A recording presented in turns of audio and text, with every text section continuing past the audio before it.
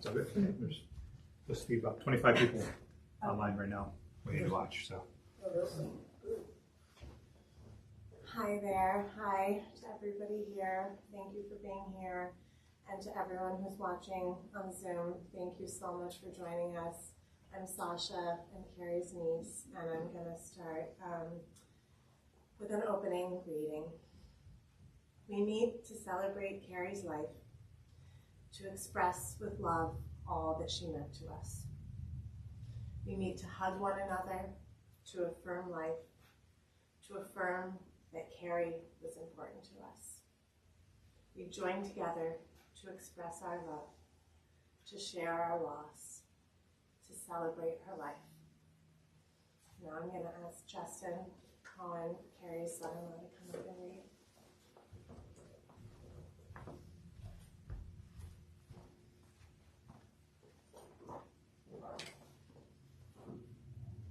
This is a reflection by Sherwin Wine. Death needs courage. It is so overwhelmingly final that it fills our lives with dread and anxious fear. We cry out at the injustice of destiny and wait for answers that never seem to come. Courage is loving life, even in the face of death. It is sharing our strength with others, even when we feel weak. It is embracing our family and friends, even when we fear to lose them. It is opening ourselves to love, even for the last time. Love offers the gift of many blessings. None is more precious than the love of family and friends, in the strength and compassion of parents, in the mutual devotion of husband and wife, brother and sister. We find the security of love. For the landscape of our years is peopled by the presence of open hearts that exact no price for the gift of themselves. When a family member or an intimate friend dies, sadness and despair are normal responses. Two people cannot share the best and worst of life in mutual experience and find that absence is trivial. The tribute of love is the pain of separation. I will now sing a slightly sad song called Hini Matov, which translates to Behold How Good. And the lyrics are Behold how good and how pleasant it is when people dwell together in unity. And I will do my best to sing in Hebrew despite never having gone to Hebrew school.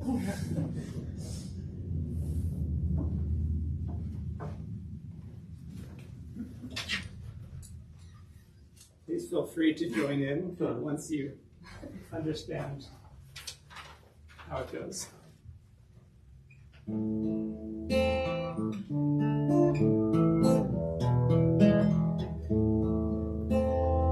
Hine matun naim shaveramim gam yahad.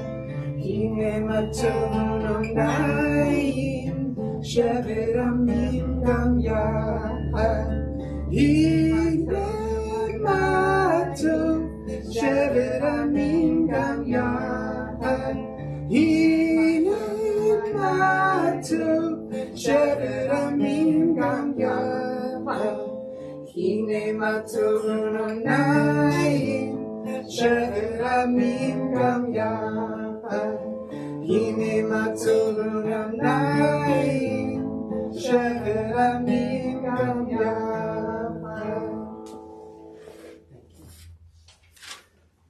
Thank you. Now, Sam, I think we'll come back up for an opening reading.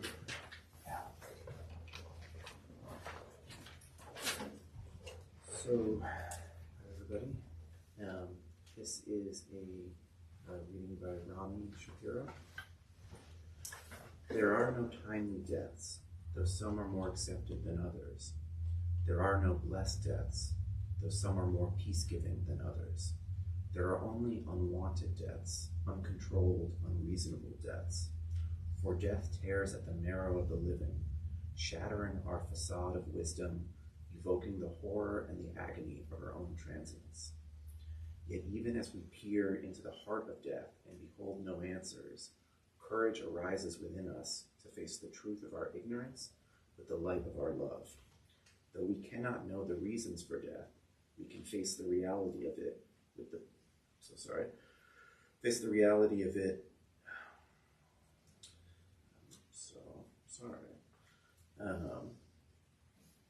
it's here. Though we cannot know the reasons for death, we can face the reality of it with the best of human dignity, refusing to despair of life, even as life seems to have despaired of us. I believe Annie.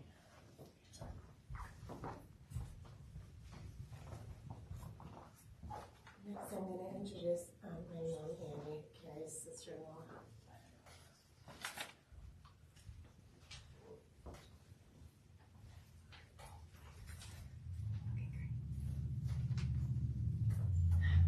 I'm going to light a memorial candle in honor of Cari's beautiful life.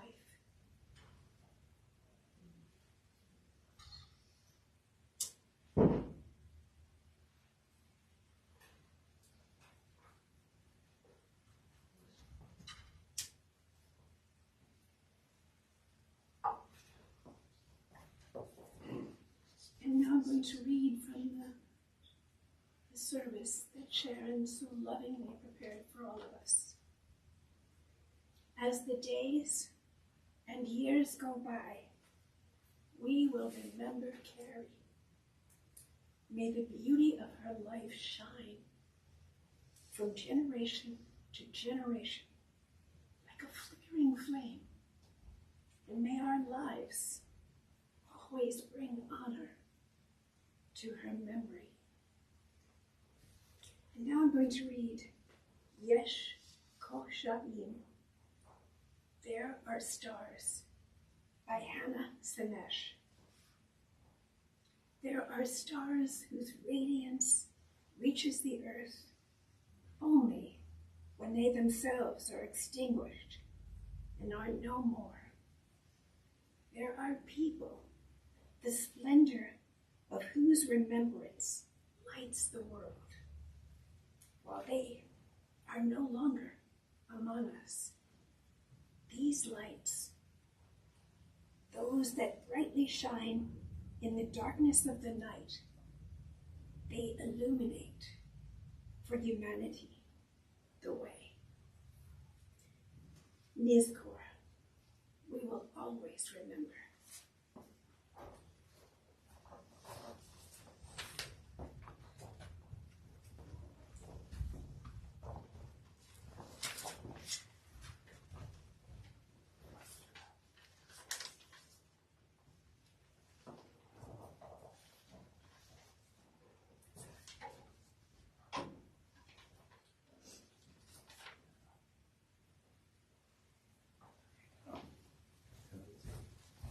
I hope you can hear me.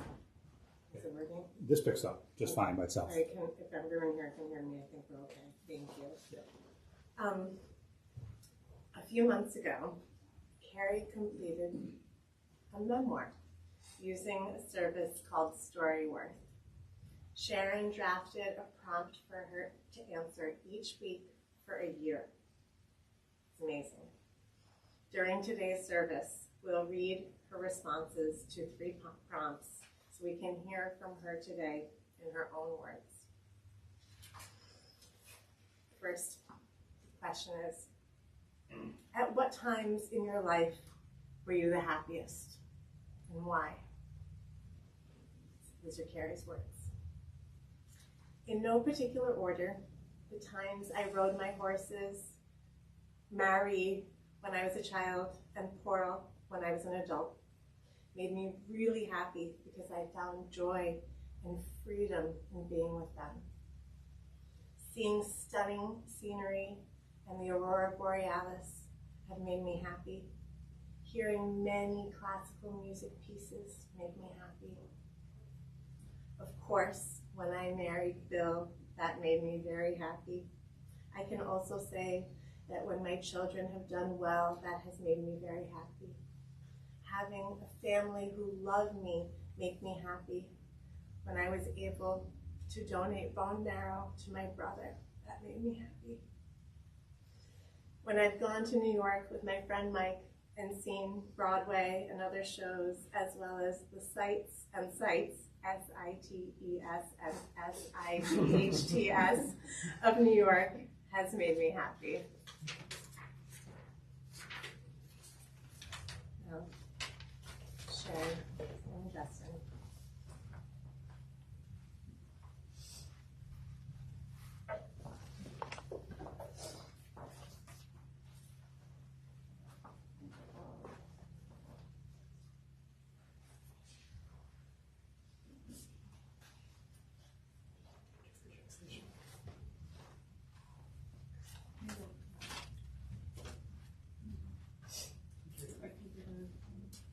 We're going to sing Na'aseh Shalom, Let Us Make Peace.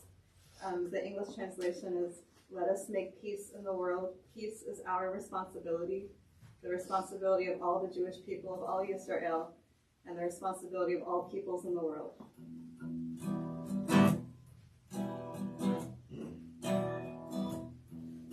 Say shalom ba'olam, na'aseh shalom aleinu, ve'al kol Israel, ve'nomar amen. Na'aseh shalom, na'aseh shalom. Shalom Aleinu, Yakol Yisrael. Na'aseh shalom, na'aseh shalom. Shalom Aleinu, Yakol Olam. Na'aseh shalom, na'aseh shalom. Shalom Aleinu, Yakol Yisrael. Na'aseh shalom, na'aseh shalom, shalom aleinu, Yakol ha'olam. Let there be peace for us all. Let us reach out to one another, care for each other, and strive to bring peace to all who mourn. Maybe find lessons and inspiration in the legacies of our loved ones past.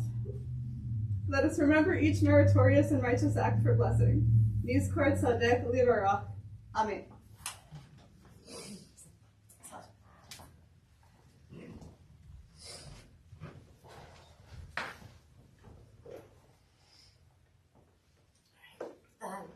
The second story word selection. What are you proudest of in your life? Cari's words. There are several things I'm proudest of as I look at my life. One of the things I'm proudest of is that I was able to navigate through life and be a good person, caring for others and having integrity. People learned that I would be honest with them. If someone told me a secret, I kept it. I am a person of good character. I am proud of not letting myself be like my mother. Sorry, Rachel. Equally, I am proud of how Bill and I raised our children and the kinds of people they are. And I am delighted that they have good marriages. All right, now I'm going to introduce my brother, Nick, Cari's nephew.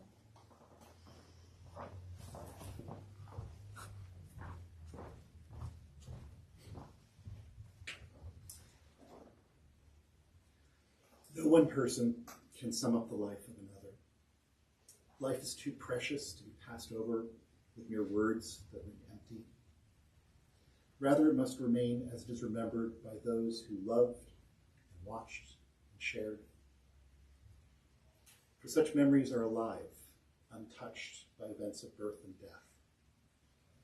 And as living memories, we possess the greatest gift one person can give another. It is through each of us, then, that the living memories of Cari's life are committed. To your hearts and minds go the enduring remembrances of this life. There will now be a period of silence.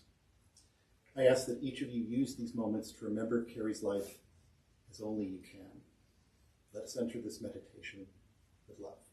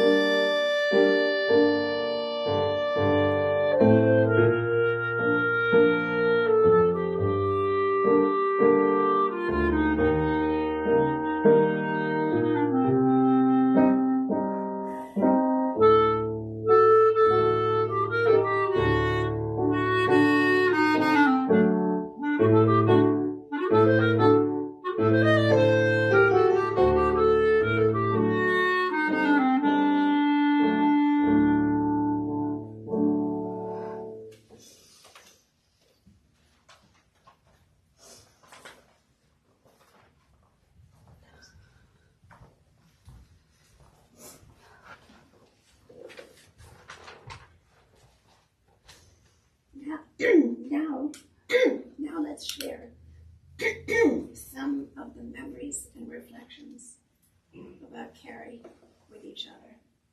We'll start with some words shared by Nancy and Roger Weiss, who are Cari and Bill's close friends in Texas. They write, Cari was not just a humanist, but a true humanitarian. We always admired her fighting for others and doing her best to get friends fired up as well by advocating and standing for good causes, as well as equally taking issue with those she felt ought to be called out. Just a parenthesis of my own, I think we can all remember Cari's posture when she was saying something she believed in strongly. You could see her lifting her face and saying it with her whole being. They continue. Roger's first taste of her adventuresome spirit was when he met Cari for the first time, as she had approached a distinguished panel of NASA and space professionals at a public town hall meeting to profess her firm conviction about maintaining, not sacrificing, the International Space Station in order to instead fund a faltering constellation program back several years ago. She ended her emphatic plea for ensuring the scientific and technological research in microgravity with a relevant quote by her brother Carl, which certainly complemented her eloquent argument to the panel, who in turn were taken aback with surprise and delight at her presence once identified. It was there we met and began our meaningful bond. Bill, witnessing the two of you and your lifetime,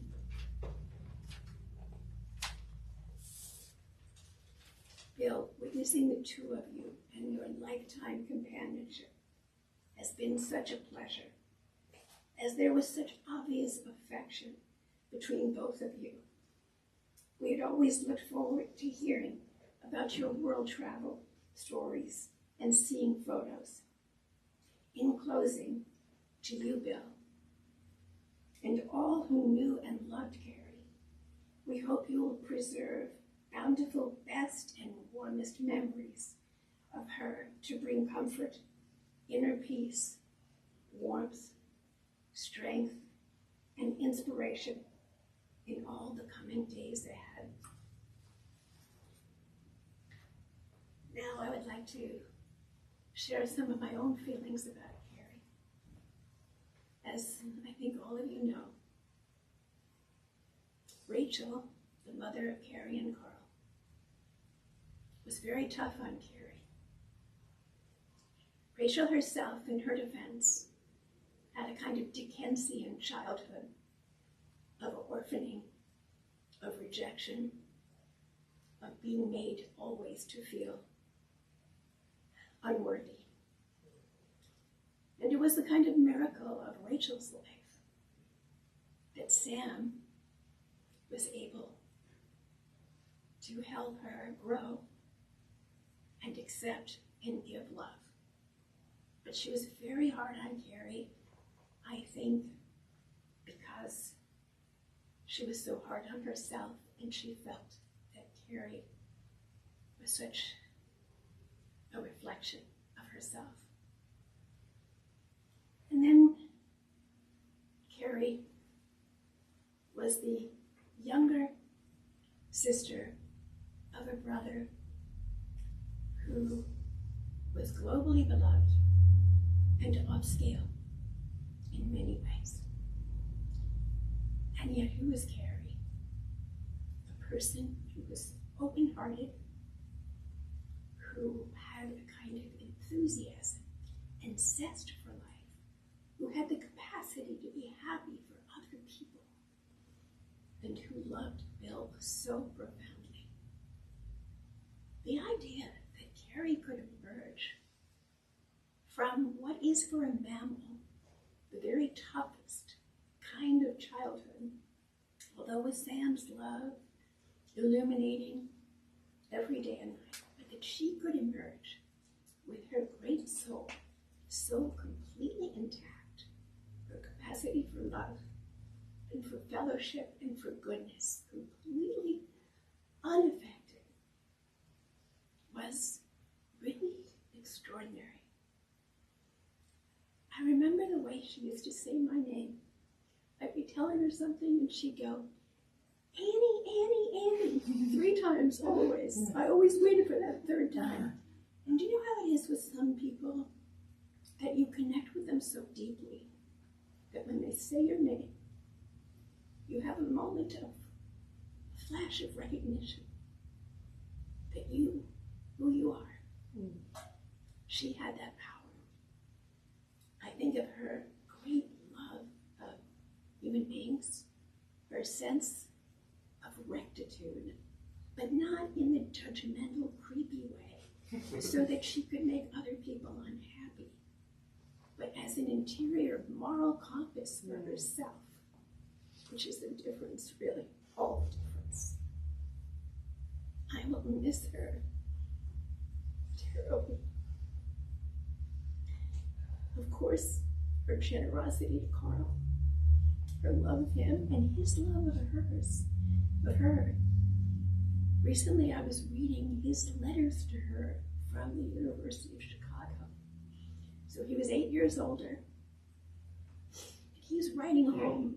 He's a big, 16 or 17, and telling her about his new world and giving her instructions of what's important in life. Very philosophical, but also very frequent.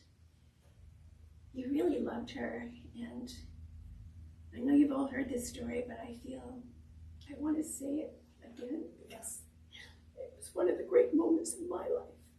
And that is when I realized Carl had a life-threatening disease and that he needed a bone marrow transplant, and that Cari was, as he said, 1 in 6 billion who could give it to him most effectively. We called her up, and in those days we were on the extension phone. This is long before cell phones. And I was holding my breath because I knew Carl was going to ask her for this potentially life-saving gift. And Cari got on the phone. She probably knew something serious was happening because we were both on the phone at the same time. And he said, Cari, I have an illness and I'm going to need a transplant. And before he could get the syllable plant out, in her beautiful, generous voice, she said, you got it. You need a heart, you need a liver. With anything you need, you got it. And that was a kind of miracle, really. Because even before she knew whether it was a kidney or whatever, the implications for her own life of what this could mean, she was already ready to give. I know Carl never forgot it. We talked about it so frequently. And I just can't say how much admiration I have for Cari as a human being, and always will have. It's very hard to let go of her. It's letting go of her and all she means to me, but it's also letting go of that nuclear family that I knew so well and loved so deeply, every one of them. So, finally, Cari, I love you. And now I invite anyone else who would like to talk about their recollections or feelings about dear Cari. Anyone like to speak?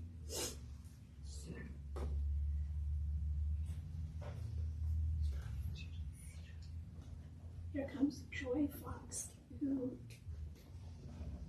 first met Cari when they were both in college, and whose friendship she has and Cari continued throughout Cari's life.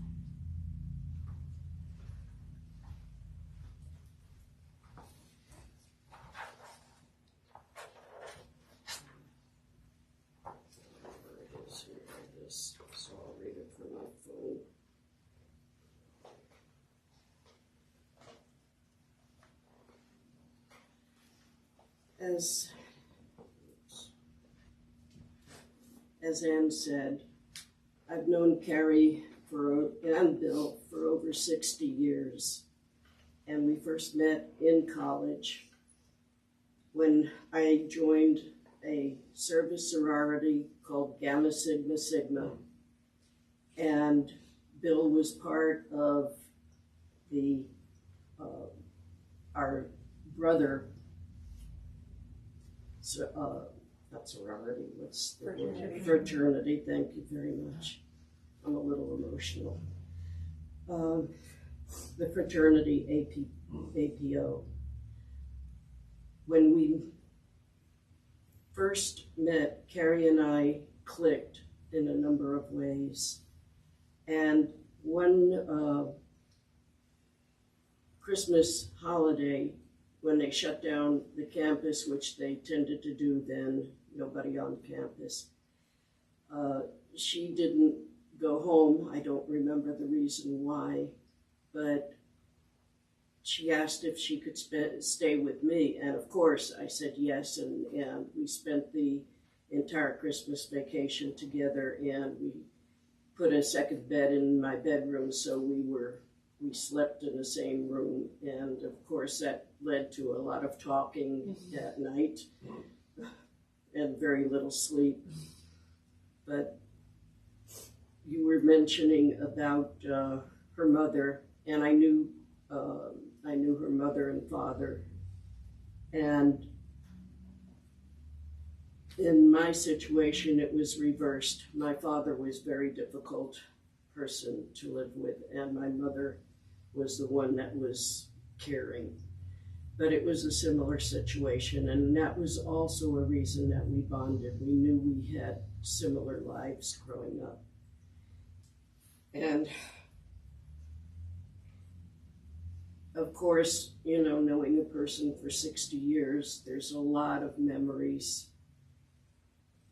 One of my favorites, other than that vacation that we spent together, we got a chance to ride horses together, and we both bonded over horses because we both loved them and loved to ride.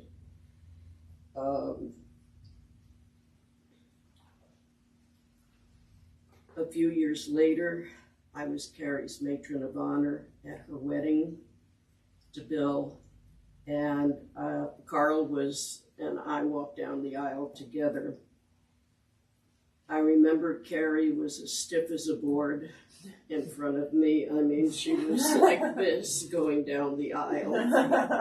I think she loosened up when she got to Bill, but outside in the hall waiting to go down, she was stiff as a board, which I thought rather amusing at the time too. Their wedding anniversary is December 24th. I remember that. 26th, day after. And Jonathan's birthday is January 16th. I just found out Sam's is January 15th, and I'm the 17th. So we're all January babies. And 10 years ago, Cari and I celebrated our 50th anniversary of knowing each other. And where did we go for that 50th anniversary? We went to Cleveland, Ohio. Why Cleveland, Ohio? Cari wanted to see Jonathan. So that was part of the trip. And we did get out to Jonathan and Karen and saw them and spent an afternoon with them. But that was Cari. Her family always came first. Her children meant the world to her. And Cari and I mean, she was my heart and soul too, because of our relationship and knowing each other for so many years. And any time that I said I'm having a special event, Cari and Bill came. No questions asked, they were there. And that meant the world to me. And another memory that I dearly love is walking around Lake Eola with Cari and I arm in arm, and Richard and Bill walking together. And that's a dear memory too. Thank you.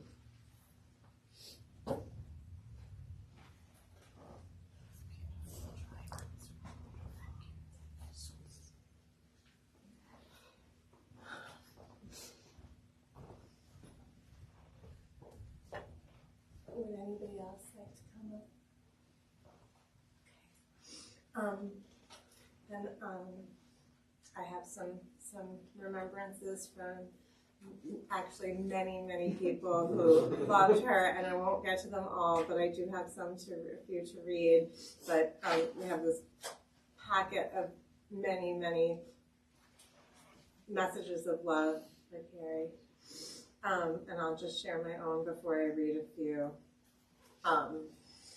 My mom used the word enthusiasm, and that is such a perfect word. As I get older, I think it might be one of the most important qualities for taking pleasure in life. And Cari always seemed like she was taking so much pleasure in life and had so much joy and so much enthusiasm, not just about her own life, but about the lives of those that she loved.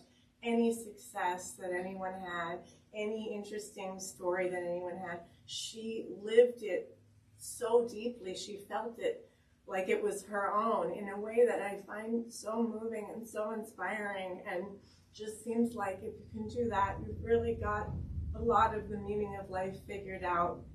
So much empathy, not just empathy when something goes wrong, but empathy for joy. When someone else had joy, she had it too.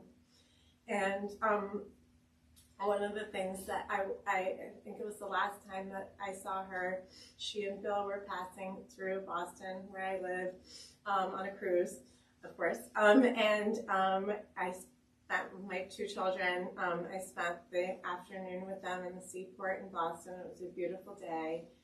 And my daughter is now 7, I think was 6 at the time, Helena, and we were walking around on the water, you know, near the ICA, the Modern Art Museum, and there's like, you know, beautiful open green spaces, and my daughter was like climbing up, and there's a little sign that says like, please do not climb on this grass or walk on this grass.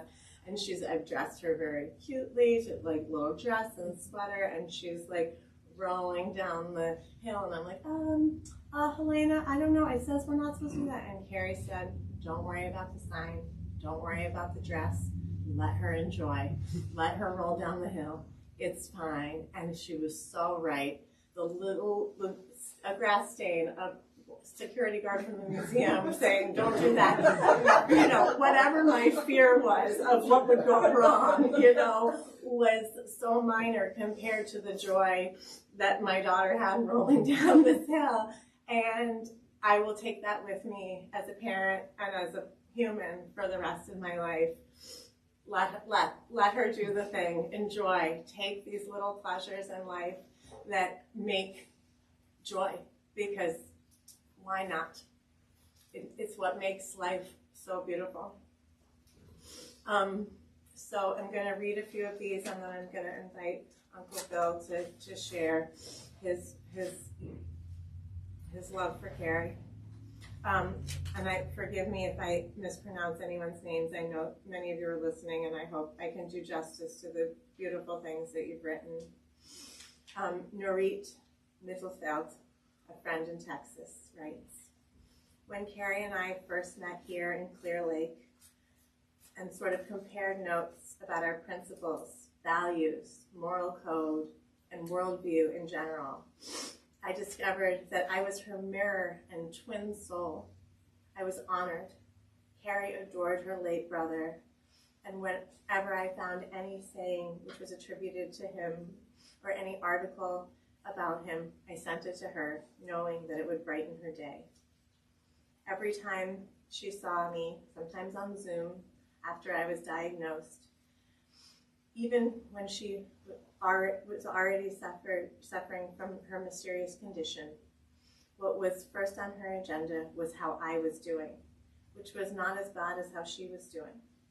Others, and about whom she cared, always came first in Cari's mind. And now I am still talking to her often, in my mind, of course, which, unfortunately, a one-way street.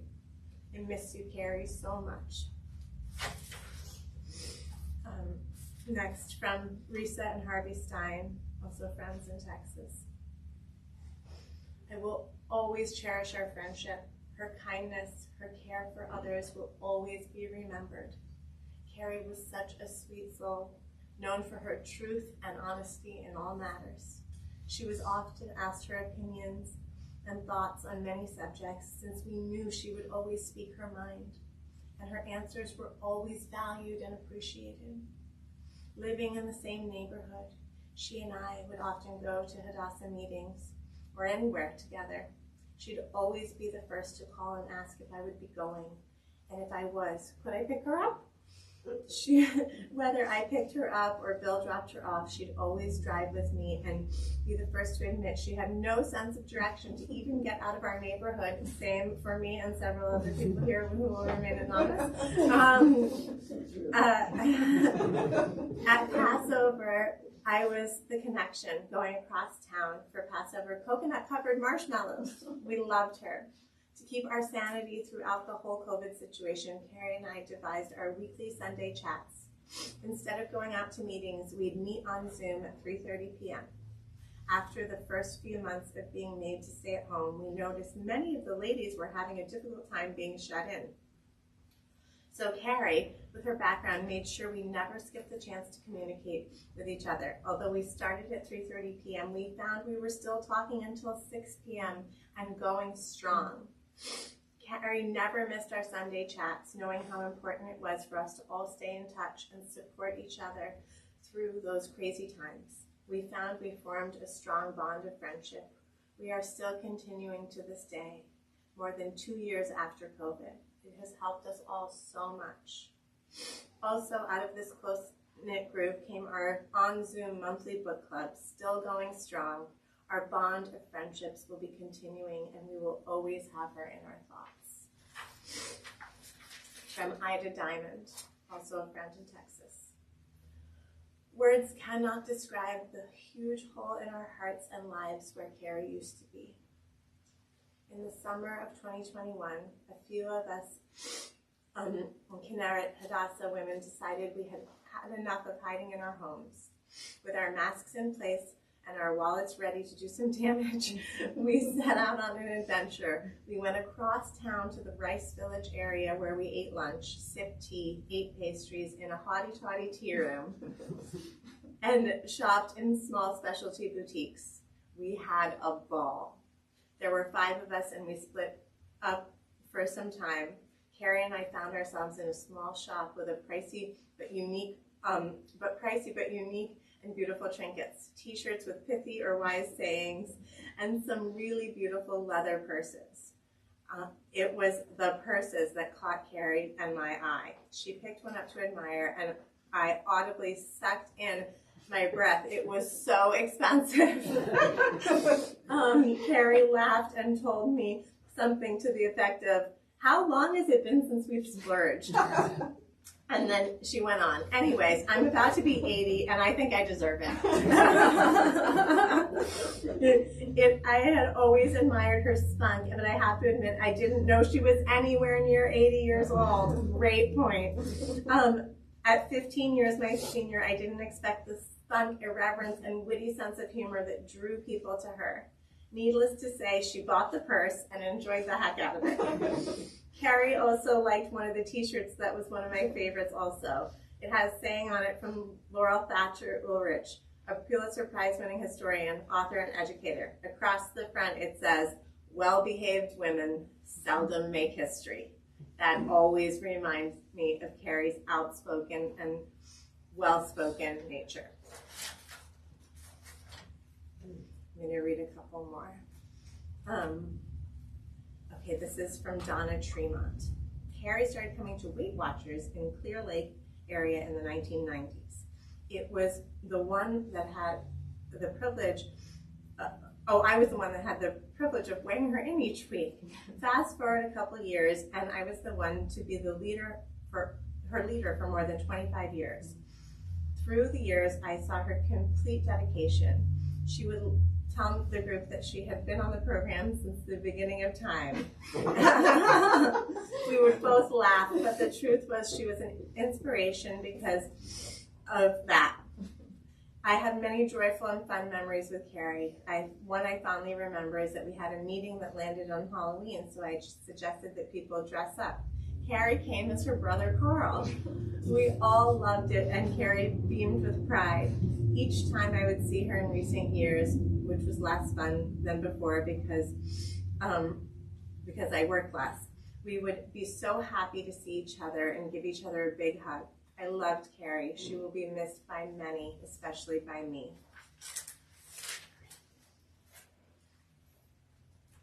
Sue and Bill Cooperman, friends from when they lived in West Virginia. We met Cari and Bill at a party in Charlestown, West Virginia, over 40 years ago, and quickly became friends. We shared holidays and fun adventures, both in West Virginia and after we moved to the Washington, D.C. area. We have special memories of a happy and excited Cari getting everything ready for John's bar mitzvah. And fun preparations included finding a dress for Cari, a suit for Bill, a suit for John, and of course, Sharon looked adorable. When Baskin Robbins opened in Charleston, we were all thrilled and stood in long lines for our favorite treats. When we were living in Charleston, we drove together to the 1982 World's Fair in Knoxville and had a wonderful time at the fair. We still have memorabilia purchased at the fair. One time, Bill G, I guess because they're also named Bill, that's you, was arranging a surprise party for Cari. We were the decoys, so Cari would have the house clean. That's why I haven't read all these books. I called Cari and tried to invite ourselves over. Cari continued to say, "Let's go out," and I kept saying, "Let's go to your house." She finally agreed to have us at the house. The party was a complete surprise. When we moved from Charleston to Maryland, Cari and Bill visited us many times. They visited us on our first Thanksgiving in Maryland, when we enjoyed exploring the area. We packed up all the Thanksgiving leftovers and sent the food home with them. We did not want them to be hungry on the long drive home. On one occasion, Bill G was traveling, so Cari, John, and Sharon visited us for a few days, which included a trip to Williamsburg, Virginia, where everyone had a great time. They came to our house in Maryland once for the 4th of July holiday. The weekend included going into D.C. for the National Symphony 4th of July concert rehearsal, which was held on the 3rd of July, visiting the National Gallery of Art, which Cari loved. Although they had hoped to see the cherry blossoms while visiting one spring, the blossoms did not cooperate, so we saw the cherry buds. We have so many happy memories, and the list goes on. Cari was a very special person. We shared many wonderful times. Cari will truly be missed. Okay, the next one from cousin Carol Ostro. We were always very friendly and had so many wonderful memories of our childhood to share. We were all named after the same great-grandmother. Our grandfather, Lewis's mother, Hannah. It says Hannah here, but I thought it was Haya. Yeah, Haya. I think so too. Haya. It was an honor to share that with Carl and Cari.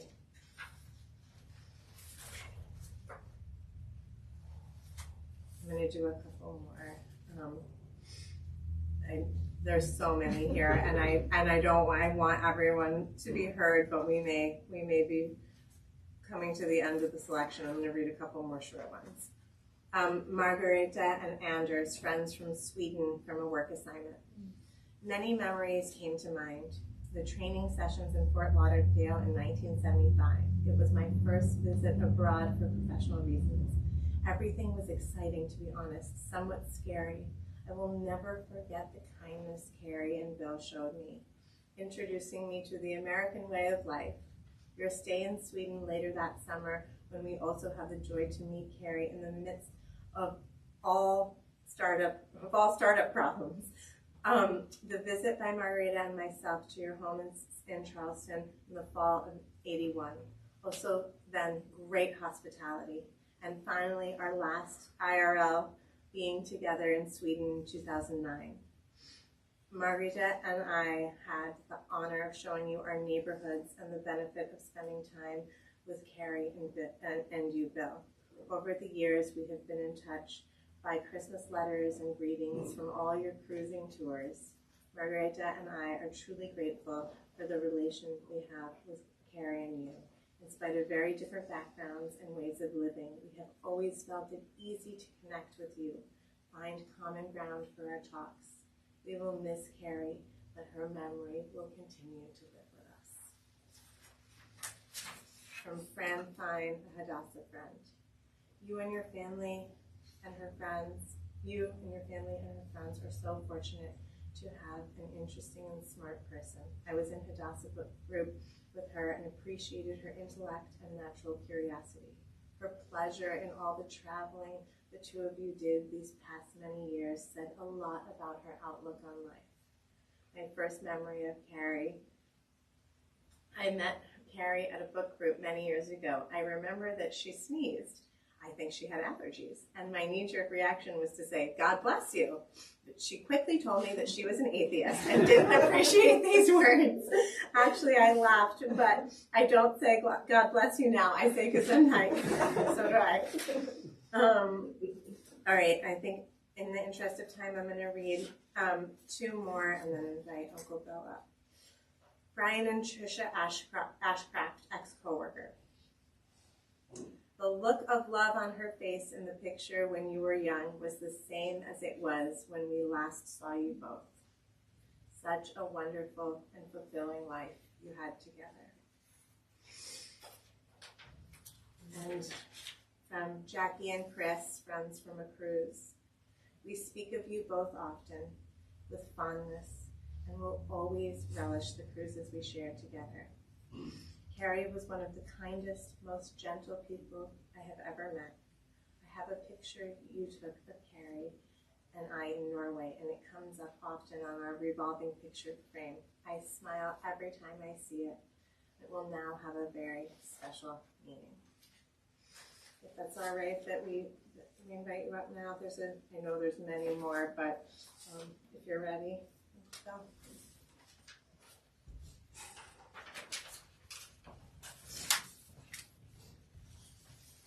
Sasha's a hard act to follow. As she said, there wasn't time to read all of your kind comments and memories, but I have read them and appreciate them. Sasha said a couple of things, reminded of things I hadn't planned to say, but I will. One was buying that purse when she was 80 years old. Cari, besides liking horses, liked butterflies. And she always wanted a butterfly tattoo, but never got one until she was 80. She decided, basically, it said the same thing. I'm 80 years old. If I'm ever going to get a tattoo, now's the time. And she did. For those of you who have seen the slideshow on the funeral home website, the very last picture is of her butterfly tattoo. One of the comments she read brought up Baskin-Robbins. Every December 26th, our anniversary, when we first met Baskin-Robbins down in Texas when we lived there, we would buy an anniversary pie, a black bottom pie, a recipe they don't no longer make or know about. But every year on our anniversary, we would specify what flavors we want and have it and enjoyed it. When our kids came along, they helped enjoy it too. One of the pictures on the bunch of slides, you will see Cari holding one of those anniversary pies, and I think it said on it, "Happy anniversary to us." I want to talk about how I first met Cari. We were both sophomores at the University of Miami in Florida. We met at a party. We were not with each other, we were with other dates. She doesn't remember who she was with, and I don't remember who I was with. And we became friends, platonic friends. For the next year and a half, till the end of my junior year when I transferred to another university to get a degree that wasn't offered at Miami, we met often. We'd meet daily on campus. We'd often phone each other at night and talk. We knew each other. We never dated. When I graduated with my engineering degree and came back to Texas for 3 weeks before reporting to my job, came back to Florida for 3 weeks before reporting to my job in Texas. I called Cari and surprised her, asking her for a date. I want to go back on something. While I was away at Arizona State, the only person I wrote letters to that meant anything were the ones to Cari. I would write to her and basically continue the conversations we had over the phone. Letters I wrote to other people, the extent of my letter writing was, "How are you? I am fine. Hope you have a nice day." But to Cari, continued nice conversations. Anyway, we went on that first date. She was a social worker then, working for the state of Florida. My family lived on Miami Beach, about 20 miles from where she lived. We picked a movie that was about a block and a half from my house, but I drove 20 miles to pick her up and drove basically back to my house so we could go to the movie. It was a show I found out later she had already seen, but she didn't tell me when we went out on the date. It was a comedy. It's a bad, mad, mad, bad world. We sat in the balcony. We're probably the only ones in the balcony. After that, we went down to Luigi of 5th Street for a pizza. Went up to Lincoln Road, walked along Itsum, and then walked along the beach, continually talking. Went to her apartment for a while. Over the next 3 weeks, we communicated off and dated several times. And by the end of that time, we decided we'd marry each other. Yes, we only dated for 3 weeks, but we'd known each other for more than 3 years.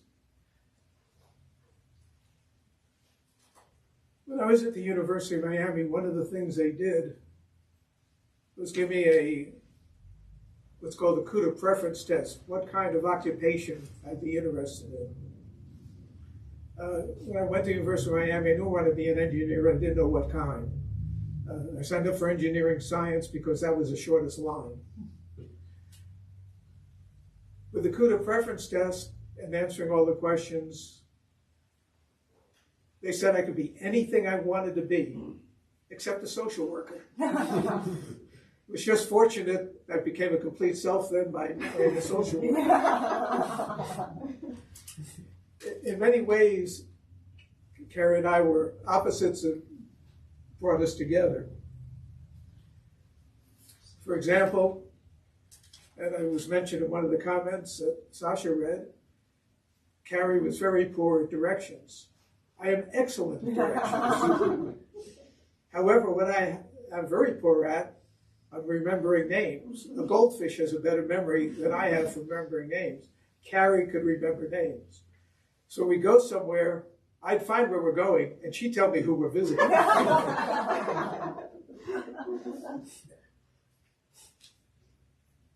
By the way, when the company I was working for was purchased by another company, and the new company put us through another kind of CUDA preference test to see how we should manage our career if we left that company. And this time they said I was best suited to be a Catholic priest. I have not pursued that.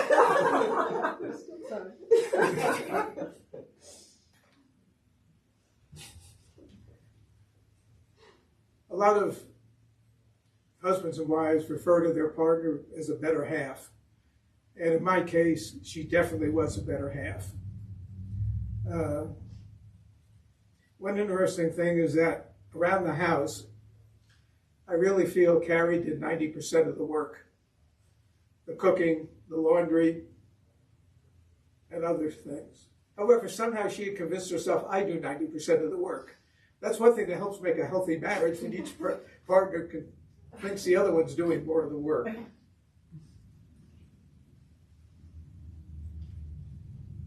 For a long time, I had thought I would be the first to pass away. We're of equal age and I'm male, and usually, statistically, men die earlier than women of the same age. Plus, I had more basic ailments than she did. Cari had told someone in one of the notes that didn't get read that many years ago, Cari had said she wanted to go first because she didn't want to deal with finances. That was another thing where we were different, by the way. Cari was very skilled with the written word. You could tell that with the Storyworth answers that were read a little earlier. And I already told you how good my letter writing was. But as good as she was with social writing, which I never really could do well, I was good at doing financial things like income taxes. And she had told people a long time ago that she hoped she would go first so she didn't have to deal with financial matters. And she told me constantly she wanted to be the first to go so she never have to do income taxes. Maybe this was her way of carrying that out.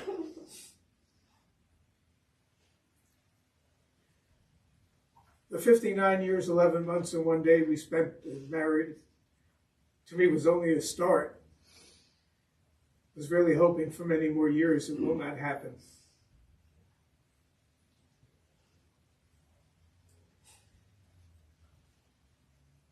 Many of those things that Sasha wrote, memories, talked about how they could see our love for each other. But Sharon once said something else. Sharon said, yes, you love each other, but you also like each other.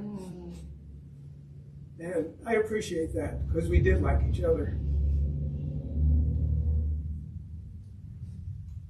As Annie mentioned, when it was Carl needed a bone marrow transplant, Cari was 1 in 6 billion, could match. And as she said, basically, any organ you want, you can have. Carl dedicated his last book to Cari, but he made a serious error in the dedication. He said, she's 1 in a billion. She was really still 1 in 6 billion then, and always was to me.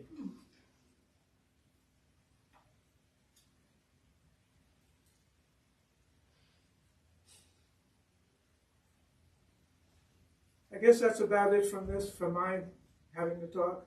I'm glad I've had the opportunity to share that part. I've tried to keep away from the emotional triggers, but I really deeply love Cari.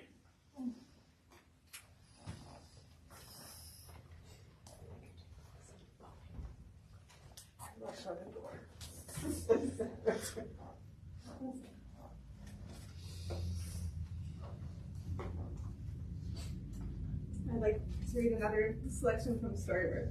The prompt was, what are the most important lessons you've learned in life? In her own words, my mom responded, this is a hard question. I continually have to work on some of these, but others seem to be easier. To be ethical, honest, and fair are very important to me. The first two seem to be easy for me. Try to have facts before judging. I think to empathize is very important. One thing I learned from a friend is to be pleasant and friendly towards strangers I'm in contact with, such as in an elevator. I try to be kind and open-minded. Another important life lesson is to try to laugh every day. It's good for you.